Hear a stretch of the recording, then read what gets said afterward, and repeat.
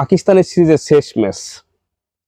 Series তো বাংলাদেশ হারলো, কিন্তু মাঝখানে যেই দ্বিতীয় ম্যাচটা হয়েছে সেখানে তানজিদ হাসান সাকিব দারুণ ব্যাটিং করেছেন।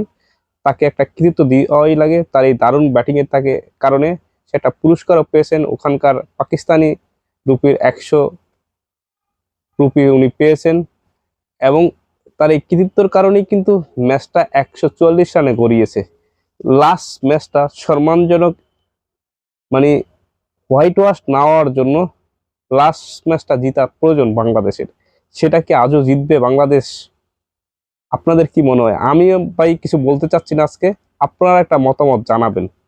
বাংলাদেশের পরিসংখ্যান, এই যে দুটা ম্যাচ খেললো তার মাঝে বাংলাদেশ 144, একটার মধ্যে 164, দুইটা ম্যাচ খেলেছে 144 164। সেদিন প্রথম ম্যাচে বাংলাদেশ 164 করেছেন, দ্বিতীয় ম্যাচে 144, আস্তে আস্তে কমতেছি। আর লাস্টের ম্যাচে কি 120 রান করবে? আপনারা কমেন্ট করবেন। আমি একটা বিশেষ বার্তা দিতে চাই, লাস্ট ম্যাচটা জিতা প্রয়োজন। হোয়াইট ওয়াশ থেকে বাঁচার একটা উপায় যদি ম্যাচটা জিতে, তবে সেটা আমি জানি না কতটুকু করতে পারে বাংলাদেশ দল। তাদের চিন্তা চেতনা লজ্জাজনক হারের এই কারণে নিজেদের কোনো পরিবর্তন আসে কিনা, বা নিজেরা কোনো পরিবর্তন করতে চায় কিনা, সেটা আসলে ভুল বলে। খেলাটা মানুষ হারবে, খেলায় হার জিত হবে, এটা ডিফিকাল্ট একটা কোশ্চেন করবেন না কেউ।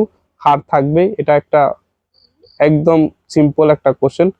খেললে হারবেন, এটাই স্বাভাবিক। আবার এই খেললে আপনি আবার জিতবেন, এই দুইটা নেগেটিভ পজিটিভ, হার জিত দুইটাই থাকবে। তার মাঝে একটা প্রশ্ন সবাই ডাকে যে বাংলাদেশ টিম, এই যে বাংলাদেশ টিম যে কোনো দলকে হারাতে পারে, এটা স্বাভাবিক একটা ব্যাপার। কিন্তু অস্বাভাবিক ব্যাপার হলো যে বাংলাদেশ টিম যে কোনো দলের সাথে হারতে পারে। দুইটা কোশ্চেন আসলো, দুইটা কোশ্চেনের মধ্যে আমার একটা বিশেষ কোশ্চেন হলো যে বাংলাদেশ তা বাজে খেলতেছে, এটা মেনে নেওয়াটা কঠিন। কিন্তু আমার মনে হচ্ছে কোথায় একটা সমস্যা তৈরি হচ্ছে, সেই কারণে বাংলাদেশ টিম এই দুইটা ম্যাচ এভাবে হারবে কল্পনা করা যায় না। হারবে, হারার আমি বলতেছি না বাংলাদেশ টিম সব ম্যাচ জিতবে, সব ম্যাচ হারবে, এটা না। বাংলাদেশ টিম একটা খেলবে অবশ্যই।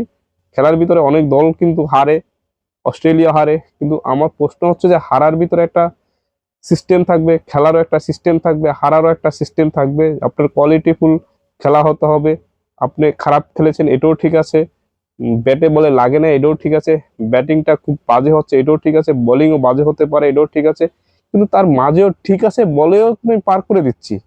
আমার কথায় বুঝতে পারতেছেন? ঠিক আছে বলো আমরা পার করে দিচ্ছি, আসলে এটা কতটুকু যুক্তিসঙ্গত, কতটুকু বাংলাদেশের বাংলাদেশ ক্রিকেটের বা ক্রিকেট বোর্ড কতটুকু কি করে, বা ওদের কি কি সমস্যাগুলোর কারণে এই সমস্যাটা হচ্ছে, বা এরকম খেলাটা খারাপ খেলতেছে, এটা বুঝতে পারতেছি না আমরা।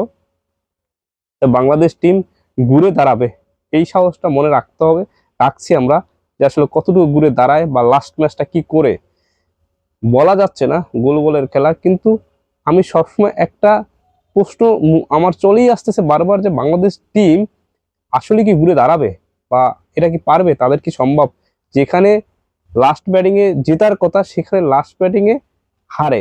ওই ম্যাচ ওই অবস্থায় ওই মাঠে যারা ফার্স্ট ব্যাটিং করে তারা হারে, লাস্টে ব্যাটিং করে যারা তারা জিতে। কিন্তু ওখানে বাংলাদেশ ক্ষেত্রে একটা ডিফারেন্ট একটা কোশ্চেন হয়ে গেল, যারা প্রথম ব্যাটিং করছে তারাই জিতছে। প্রথম ব্যাটিং করার কারণে বাংলাদেশ হারছে, দুটা ম্যাচে অলরেডি হেরেছে পাকিস্তানের সাথে। সিরিজ তো হাতছাড়া হইলই। এখন হোয়াইট ওয়াশ থেকে বাঁচার জন্য ওদের কি প্ল্যানিং বাংলাদেশ টিমের, তারা কি পরিকল্পনা করতেছে, এটাই ইম্পর্টেন্ট বিষয়। এই পরিকল্পনাটা এমনভাবে করা উচিত যেটা Bangladesh team as a Bangladesh captain Liton Kumar Das, উনি কিন্তু আমাদের বাংলাদেশের সবচেয়ে টপ একজন উইকেট কিপার এবং ব্যাটসম্যান, এবং তার অভিজ্ঞ, উনি 15 বছর না 16 বছর ধরে খেলতেছেন ক্রিকেট দলে, এবং তার ক্রিকেটের কেরিয়ারের অনেক রেকর্ড আছে বাংলাদেশের। কিন্তু আমি বলবো তার এই রেকর্ড যেটা আছে, এখন নতুন করে একটা রেকর্ড করে আসা প্রয়োজন লাস্ট ম্যাচে লিটন দাসের, যেটা বাংলাদেশ টিম জিতবে, এবং সেটা লিটন দাসের জন্য ভালো হবে। এবং এটা আমার আত্মবিশ্বাস যে লিটন দাস ভালো খেলতে পারে, খেলবেন, সেটাই আমরা দেখতে চাই লাস্ট ম্যাচে। সবাই ভালো থাকবেন, সুস্থ থাকবেন, আসসালামু আলাইকুম, আল্লাহ হাফেজ।